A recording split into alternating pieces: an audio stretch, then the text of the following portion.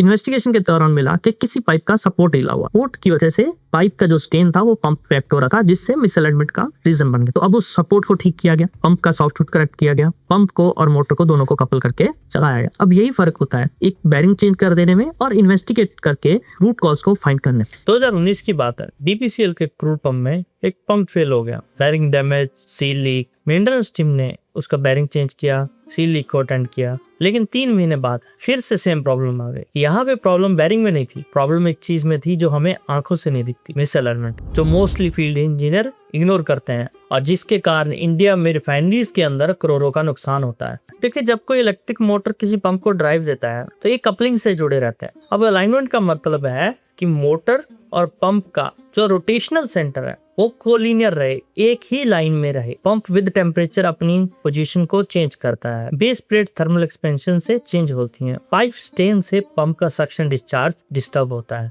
As well as motor भी कभी कभी अपने सिलेंडर को मूव करती, तो जिससे क्या होता है आपका जो अलाइनमेंट है वो गड़बड़ हो सकता। तो मतलब हमारा कोल्ड कंडीशन में as well as operating condition में भी अलाइनमेंट मेंटेन रहना चाहिए।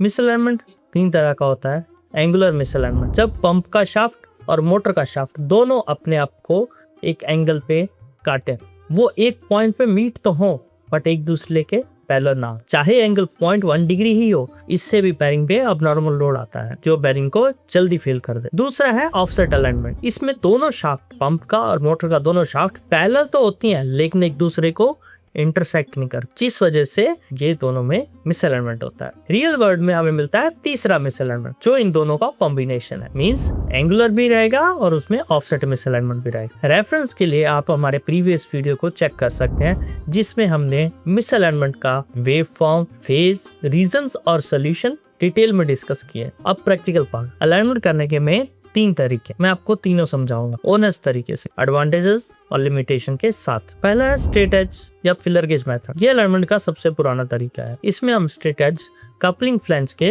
दोनों सिरों पे रखते और कपलिंग का स्ट्रेटनेस चेक करते। यहाँ हम फिलर गेज से कपलिंग के टॉप बॉटम में कैप को मेजर करते। सिंपल है ना, ये तरीका बहुत फास्ट है लेकिन इसमें एक्यूरेसी इतनी ही कम है। डायल इंडिकेटर मेथड, ये इंडस्ट्री में सबसे ज्यादा यूज होने वाला मैनुअल मेथड है और आज भी यूज होता है। इसमें हम डायल गेज को पंप कपलिंग हब और मोटर कपलिंग हब के ऊपर माउंट करते हैं। माउंट करने के बाद हम उसे रोटेट करते हैं जिससे हमें रीडिंग पता चलती है। उस रीडिंग के अकॉर्डिंग हम मोटर में शिम ऐड करते हैं या रिमूव करते हैं, एज वेल एज उसका साइड आउटपुट क्लियर करते हैं। डायल गेज मेथड में ही दूसरा तरीका है रिवर्स डायल मेथड। 2 डायल लगते हैं जो हमें parallel as well as angular misalignment को भी ट्रेस करने में मदद करते हैं। रिवर्स डायल इंडिकेटर मेथड ये सबसे एक्यूरेट मैनुअल मेथड है। इसमें parallel as well as axial angular misalignment भी हमें पता चल जाती है। डायल के अलाइनमेंट के लिए आपके पास स्किल होना चाहिए, आपके पास एक्सपीरियंस होना चाहिए, प्लस आपको मैनुअल कैलकुलेशन करनी पड़ती है जिसमें आपका बहुत ज्यादा टाइम जाया होता है। और अगला जो अलाइनमेंट है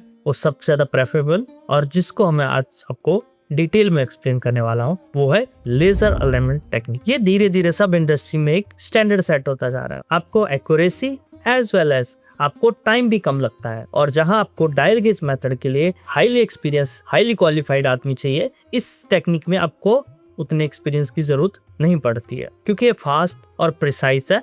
इसीलिए सब इंडस्ट्री में धीरे धीरे इसी का बोलबाला है। इजी लेजर का XT550 मॉडल को यूज करने वाले जिसमें डॉट टाइप लेजर टेक्नोलॉजी का यूज होता है। इसमें डुअल लेजर रहता है। इस मॉडल के बारे की डिटेल मैं आपके साथ शेयर कर रहा हूँ। ये कोई प्रोमोशनल वीडियो नहीं है लेकिन हम इस टेक्निक को यूज कर रहे हैं। ये टेक्निक बहुत बढ़िया और इजी है और ये वाला जो पर्टिकुलर मॉडल है हमें बहुत हेल्पफुल है। इसमें कोई वायर्स नहीं है, ब्लूटूथ से आपका टैप कनेक्टेड हो जाता है जो कि हमें लेंथी कपलिंग को अलाइनमेंट करने के लिए या जो नॉन ऑपरेटेबल एरिया है उसको इजीली अलाइनमेंट करने के लिए बहुत हेल्पफुल रहता है। आप इसको वीडियो को पॉज करके इस स्क्रीनशॉट को अच्छे से देख सकते। वर्क परमिट सिस्टम को फॉलो करके, लो टोकी सिस्टम को फॉलो करके और इनिशियल इंस्पेक्शन के बाद अपने जॉब को शुरू करना है। पंप और मोटर दोनों को कपल कर दी। मोटर साइड में फिक्स प्रोब को लगाया है और पंप में मूवेबल प्रोब को लगाया है। अब इसमें M और S की मार्किंग वाले 2 प्रोब हैं। S मीन स्टैटिक है और M मीन मूवेबल है। जनरली हमारे प्लान में आप पंप को स्टैटिक रखेंगे और मोटर को मूवेबल रखेंगे क्योंकि आपका पंप का जो सक्शन लाइन, डिस्चार्ज लाइन रहता है जिस वजह से आप पंप को ज्यादा डिस्टर्ब नहीं करना चाहते, मोटर में आप शिम ऐड करते हो या निकालते। लेकिन यहाँ पे हमारे पास क्या केस था, हमने पंप को बाहर निकाला था, उसको पूरा ओवरऑल करके वापस डाला था। और इस वाले केस में पंप में सक्शन और डिस्चार्ज कनेक्टेड नहीं है, यहाँ पे सिर्फ पंप और मोटर है। मोटर का जो ऑलरेडी बोल्ट जैसे टाइट था वो उसी को हमने रेफरेंस लेके उसी हिसाब से हम पंप को एडजस्ट करने वाले हैं, ताकि हमारी जो पंप की कपलिंग मोटर के साथ अलाइन हो जाए और पंप का सक्शन और डिस्चार्ज एज वेल एज उसी जगह पे आ जाए जहां पहले था। तो यहाँ पे हमने मोटर को स्टैटिक रखा है और पंप को मूवेबल रखा है। मोटर और पंप दोनों पे लेजर लगाने के बाद उसको हम 0 डिग्री जो ऊपर का जो सेंसर दिखाता है उसमें हम 0 डिग्री रीडिंग को मेंटेन करके उस हिसाब से चेन को टाइट करें। ये एंगल आपको 2 डिग्री तक टॉलरेंस चलता है इस वाले। उसके बाद आप एज वेल एज पंप में भी यही सेम प्रोसीजर को रिपीट करेंगे। उसका लेजर उस वाले 2 डिग्री के अंदर में 0 से 2 के अंदर में आ जाए। कोशिश करिए आप 1 डिग्री एंगल के अंदर ही रहें तो बहुत बेहतर है। अभी हम टैप में हमारा इजी लेजर का ऐप को ओपन कर लें। ओपन करने के टाइम आप देखेंगे जो पहला स्क्रीन आता है उसमें पहले नंबर पे लिखा हुआ है शाफ्ट। इसी शाफ्ट पे जब आप क्लिक करके आगे बढ़ेंगे तो उसमें कंटिन्यू या न्यू अलाइनमेंट का ऑप्शन आएगा। क्योंकि ये हमारा नया अलाइनमेंट है इसीलिए हम इसमें न्यू अलाइनमेंट को चूज करेंगे। न्यू अलाइनमेंट चूज करने के बाद यहाँ पे हम इक्विपमेंट को कॉन्फ़िगर करेंगे। जैसे कि मैंने बताया था यहाँ पे हमारा मोटर फिक्स है और पंप मूवेबल है, और हमने यहाँ पे मोटर और पंप को सिलेक्ट कर लिया है। पंप में भी जो जो टाइप है, पंप, टरबाइन, इसमें सब कुछ अवेलेबल है। आप अपनी सुविधा के अनुसार ले सकते हैं जो आपको चाहिए। सेम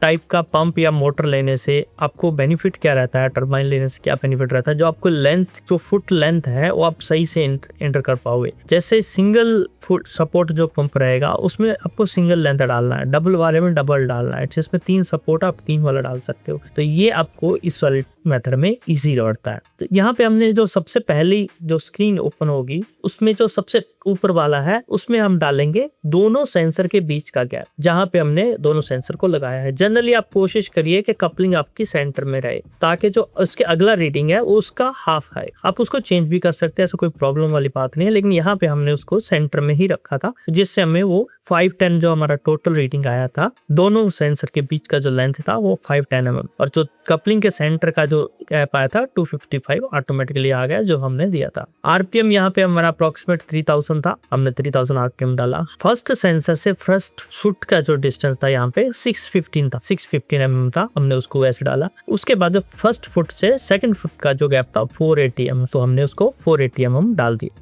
यहाँ पे हमने दोनों सेंसर को सेंटर करके जो उसका मार्किंग है दोनों सेंसर में सेंटर को मैच करा है। उसके बाद जो लेजर बीम उसमें लिखा आ रहा है लेजर बीम ऑब्स्ट्रक्टेड, तो जो उसका सेंसर का जो कैप है, कवर है, उसको हमने हटाया, वो रीडिंग लाइव हो गई। उसके बाद हम उसको रीडिंग लेने के लिए जा सकते हैं। यहाँ पे आप ध्यान से देखेंगे तो नीचे में 3-4 ऑप्शन है, एक इजी टर्न है, एक 9-12-3 है, और एक स्वीप है, और एक मल्टी पॉइंट, और एक अनकपल्ड स्वीप है। यहाँ पे हम इजी टर्न मेथड से अलाइनमेंट करेंगे। इजी टर्न मेथड में आपको मिनिमम 20 डिग्री एंगल आपको रोटेट करने से आप अगला रीडिंग ले सकते हैं।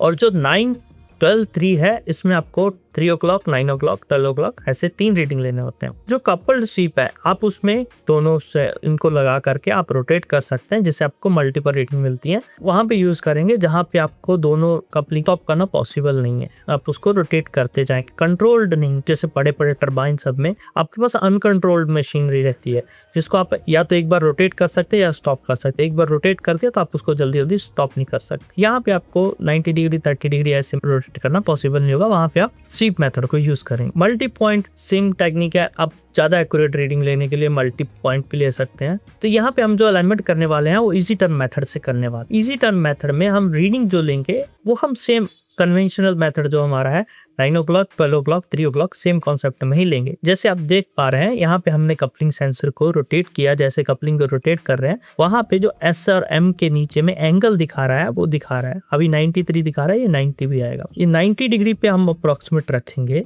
और पहला रीडिंग लेंगे। अब ये पहला रीडिंग हमारा रिकॉर्ड हो चुका है। आप देख रहे होंगे यहाँ पे येलो पार्ट और रेड पार्ट, येलो पार्ट और ग्रीन पार्ट है। अगर आप रेड पार्ट से 20 डिग्री एंगल से मूव होंगे तो आप दूसरा रीडिंग ले सकते हैं, लेकिन यहाँ पे हमने 0 डिग्री एंगल पे भी यहाँ पे रीडिंग लिया है। उसके बाद हम इसको रोटेट करेंगे दूसरी तरफ कपलिंग को और थर्ड रीडिंग लेंगे, या 90 डिग्री पे आने के बाद हमें इसका थर्ड रीडिंग मिल जाएगा। अभी आप देख रहे होंगे एज लेफ्ट कि ये कितना मिसअलाइंड है वो हमें दिखा रहा है। यहाँ पे मोटर के फ्रंट में 1.5 है और बैक में 0.6 प्लस है। वैसे ही टैक में साइड आउट जो है 0.7, 0.07 और 0.06 है, जो कि मिसअलाइंड है। अब यहाँ पे जो मिस्टेक हुआ था, आप ये समझिए कि ये पुराना पंप था। अब पुराने पंप में जनरली आप कैसे एक्सपेक्ट करते हैं, पुराने पंप का जो सॉफ्ट फुट है वो क्लियर रहेगा, हम उस वे में चाहते हैं। लेकिन यहाँ पे हमने जो पहला रीडिंग चेक किया, उसको करेक्शन करने के बाद रीडिंग और डेविएट हो रही थी। मतलब अगर आप एक तरफ टाइट कर रहे हैं, ऑपोजिट साइड अपने आप टाइट हो जा रहा था, जिससे क्या हो रहा था, हमारा रीडिंग करेक्ट नहीं आ रहा। उसको सॉर्ट आउट करने के लिए हमें यहाँ पे सॉफ्ट फुट को चेक करना चाहिए। लेजर अलाइनमेंट में सॉफ्ट फुट करेक्ट करना बहुत ईजी है।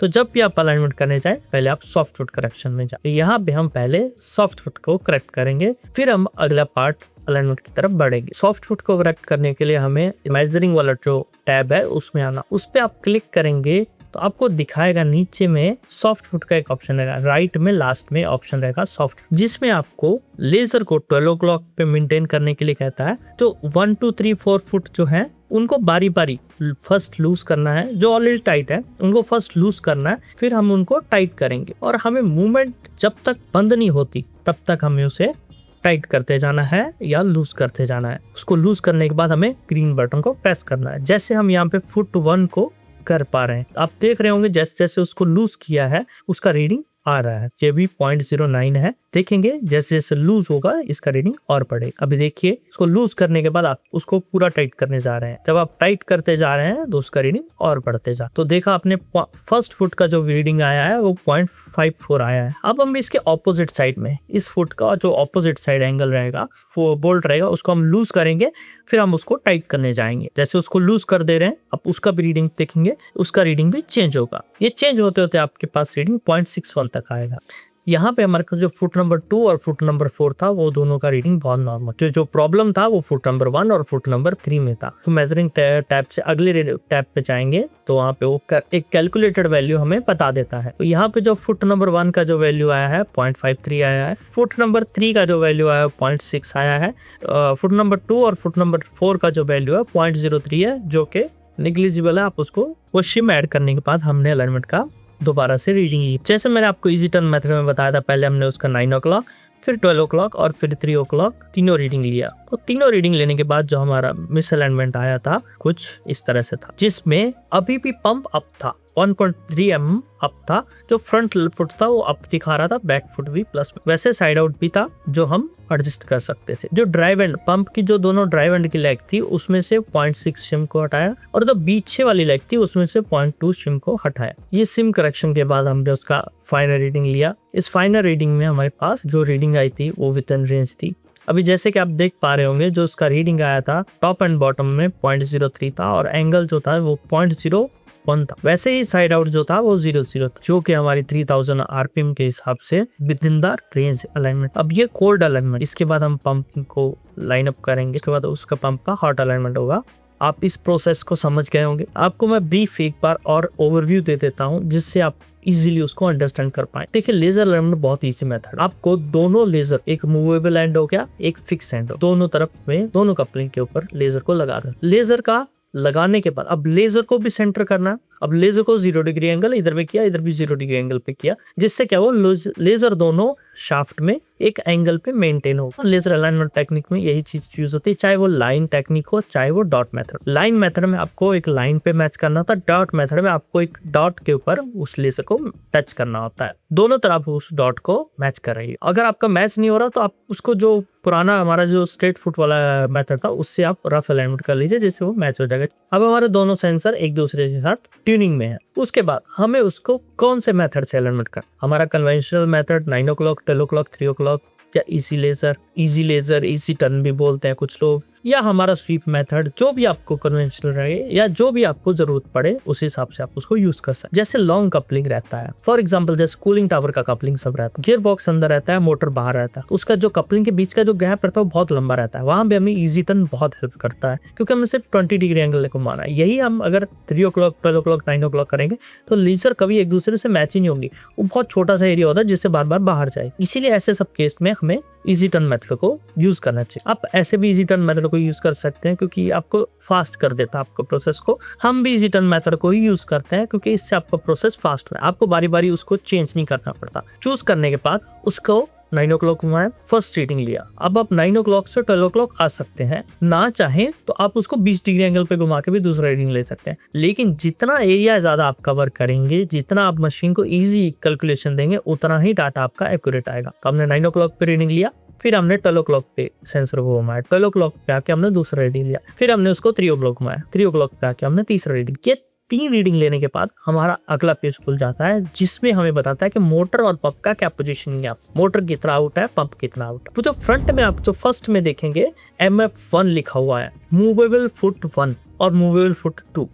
MF1 लिखा हुआ है तो मतलब फ्रंट के दोनों फुट में आपको 0.1 शिम ऐड करना है, 0.5 शिम ऐड करना है या निकाल। वैसे ही बैक लेग में आपको उतना जो लिखा हुआ है MF2 उसको आपको ऐड करना है या निकालना। उसके बाद आप राइट हैंड साइड में आप देखेंगे साइड आउट क्लियर करने का ऑप्शन, इसमें भी MF1 MF2 लिखा रहता है। ये आपको प्लस माइनस का रीडिंग भी दिखाता है और एक लाइन भी दिखा रहता है, जिससे हमें इजीली अंडरस्टैंड हो जाता है कि पंप और मोटर को किस तरफ मूव करना है। जिस तरफ आपको दिखा रहा है आप उस तरफ, एरो जो दिखा रहा है उस तरफ को मोटर जाएगा। जो जैकिंग स्क्रू सब कहते हैं उससे टाइट करेंगे तो मोटर धीरे धीरे उस तरफ को मूव होगी। अभी वापस BPCL वाले केस, जिसमें हमने देखा था कि बार बार प्रॉब्लम आ रही थी, प्रॉब्लम रिपीट हो रही थी, फेलियर रिपीट हो रहा था। एक्चुअल में उसमें बेरिंग फेल का प्रॉब्लम नहीं था, प्रॉब्लम था मिसअलाइनमेंट का। उन्होंने स्पेक्ट्रम को समझा, स्पेक्ट्रम को एनालाइज किया, क्लियर टू एड्स वाइब्रेशन आ रहा था और फेज भी आउट। इन्वेस्टिगेशन के दौरान मिला कि किसी पाइप का सपोर्ट हिला हुआ, सपोर्ट की वजह से पाइप का जो स्टेन था वो पंप पे एक्ट हो रहा था, जिससे मिसअलाइनमेंट का